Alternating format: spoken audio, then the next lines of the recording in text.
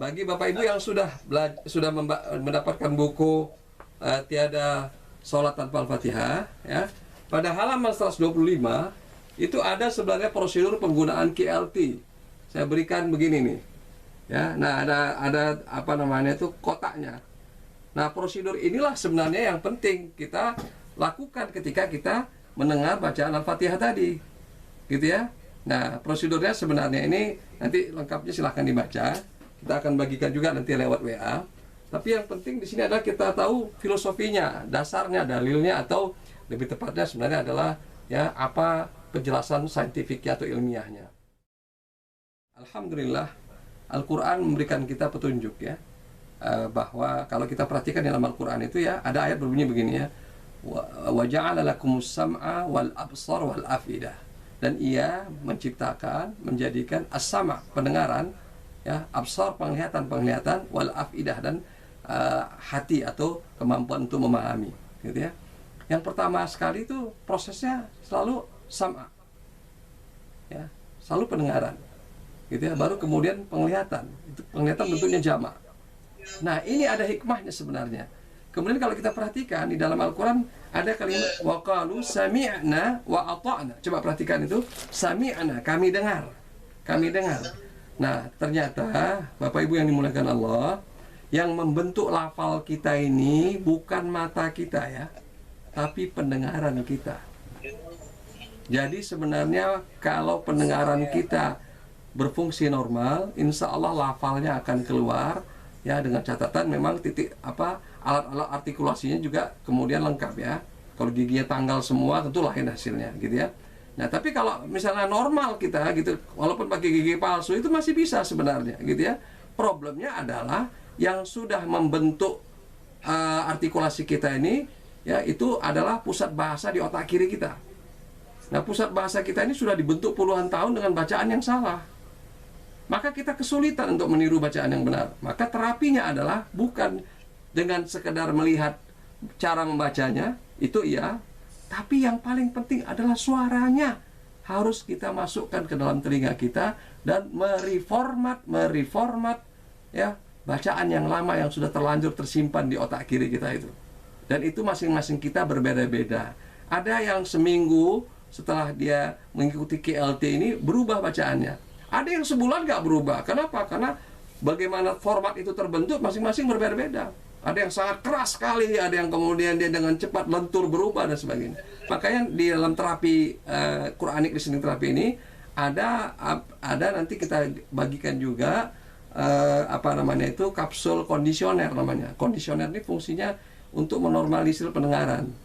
Jadi kalau kita dengar itu nanti suaranya itu seperti suara gemericik air, gitu ya, suara angin, gitu ya. Nanti kemudian saya masukkan suara nasyid.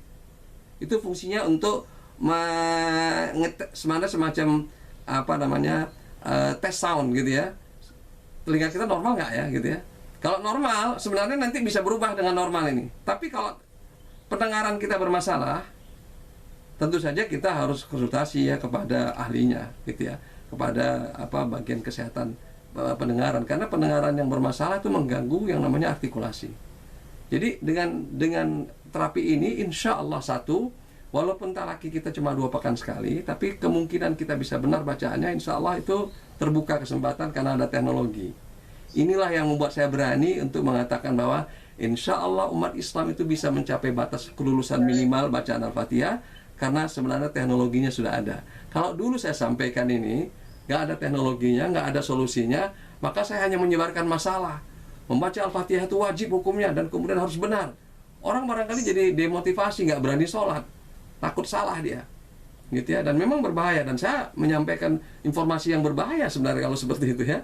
Nah, tapi sekarang tidak ya, karena alatnya sudah ada. Jadi kalau orang mengatakan, wah saya nggak mungkin Ustaz, kok nggak mungkin, orang alatnya ada kok, kan tinggal bagaimana kita mengamalkannya. Jadi dulu itu kita punya yang namanya itu semacam service center, service point, dan itu kita gunakan masjid-masjid. Kemudian terjadi pandemi, gitu ya. Maka pandemi ini mengubah strategi kami jadinya.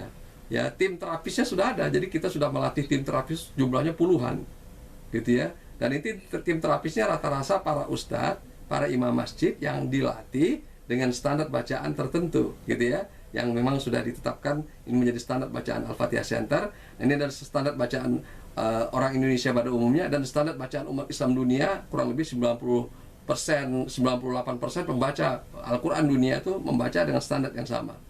Nah, kemudian karena pandemi maka kita mengubahnya gitu ya.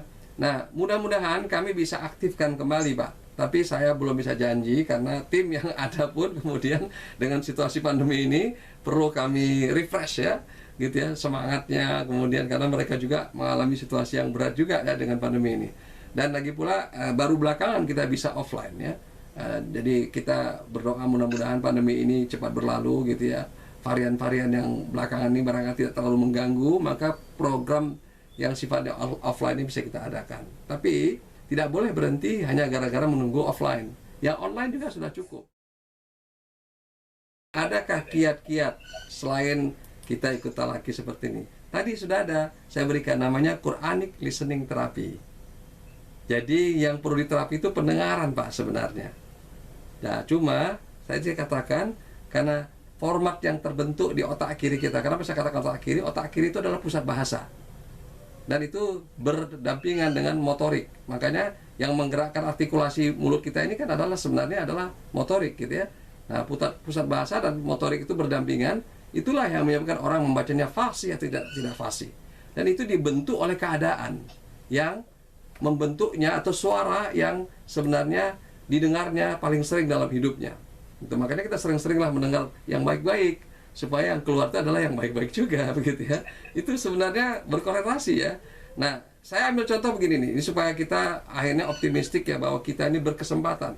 Jadi kalau Allah menurunkan Al-Quran dengan bahasa Arab yang fasih, kemudian diwajibkannya umat manusia, bukan hanya orang Arab, bukan hanya Rasulullah, untuk membacanya dengan benar, agar standar yang orisinil ini bisa dicapai oleh semua manusia, itu artinya kewajiban itu bisa kita lakukan, bisa kita capai.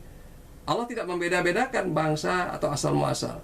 Makanya kemudian setelah saya temukan terapi KLT ini, saya baru sadar bahwa oh, rupanya memang ada jalan keluarnya. Semua kita berkesempatan. Yang tidak mau yang tidak mendapatkan kesempatan itu adalah yang tidak mau belajar, Pak. Gitu ya. Nah, kalau yang mau belajar insya Allah berkesempatan, gitu ya. Adapun kalau misalnya kita punya kekurangan artikulasi atau ada gangguan di saraf kita dan pendengaran kita. Jadi ada 3 hal nih. Satu, gangguan di pendengaran kita. Kita terganggu sempurna, nggak bisa dengar sama sekali. Atau ada gangguan di saraf otak kiri kita, sehingga kita akhirnya menjadi orang yang, misal mohon maaf ini, mungkin ada seseorang yang kalau berbicara dia gagap, gitu ya, dia nggak bisa membacanya itu dengan benar. Atau ada gangguan pada alat artikulasi, maka tentu saja kekurangan ini Allah Maha mengetahui. Nah, kalau gangguan yang di alat artikulasi itu tidak seberat yang di otak, Pak. Kalau di otak itu lebih berat. Nah, kalau kita misalnya tidak ada gangguan di pusat pendengaran kita, maka sebenarnya kalau cuma ganti gigi itu tidak terlalu berat efeknya, gitu ya. Idealnya memang ya pembimbingnya satu, termasuk juga tadi kalau kita memilih nanti salah satu suara qori yang menjadi listening terapi kita, terapi pendengaran kita, saya sarankan pilih satu saja, jangan kita ganti-ganti, ya. Jangan gonta-ganti, pilih satu saja. Pilih mana yang kira-kira paling cocok. Nanti didengar dulu di awal. Misalnya dari 3 itu, ini saya Al-Hudhaifi nih. Atau kemudian saya cocoknya ini sebenarnya Mishari Rashid. Atau saya cocoknya misalnya Ibrahim Al-Akhdar misalnya. Nah, setelah kita sudah menetapkan, maka kita konsisten selama beberapa waktu. Dan ini berbeda-beda setiap orang, gitu ya. Sampai kemudian ketika kita nanti lip sync itu adalah kita meniru-niru ya, tapi suaranya masih suara suara terapi ya tadi.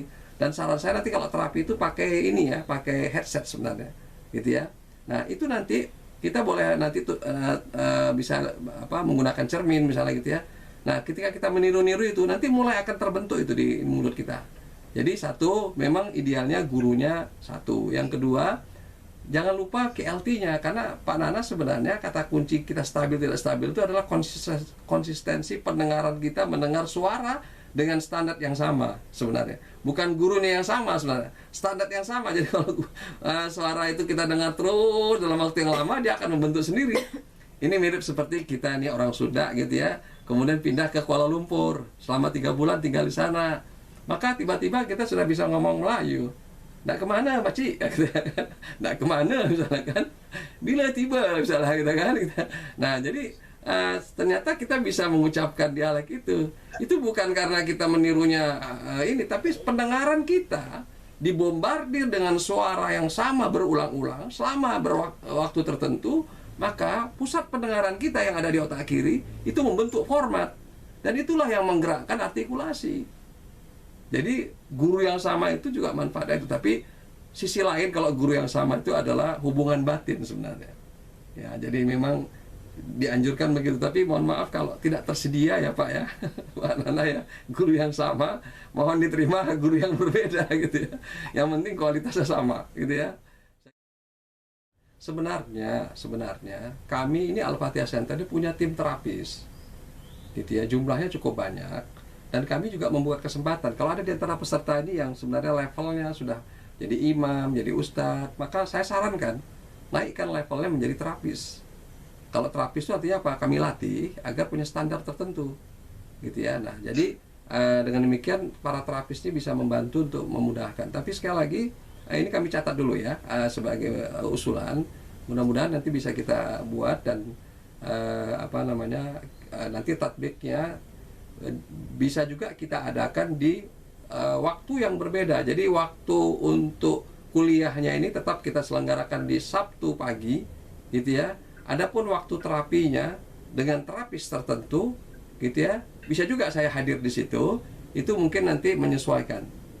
Ya, sebenarnya dulu kita adakan terapi ini dengan kesepakatan. Jadi kesepakatan tuh tadi bisa kolektif gitu ya, bisa. Jadi bisa kolektif gitu. Kemudian nanti si terapisnya sebenarnya adalah guru tahsin. Istilah kata terapis itu kan ada unsur terapi yang terkait dengan artikulasinya, apa pendengarannya gitu. Makanya istilahnya jadi terapis gitu ya. Tapi sebenarnya ada guru tahsin sebenarnya.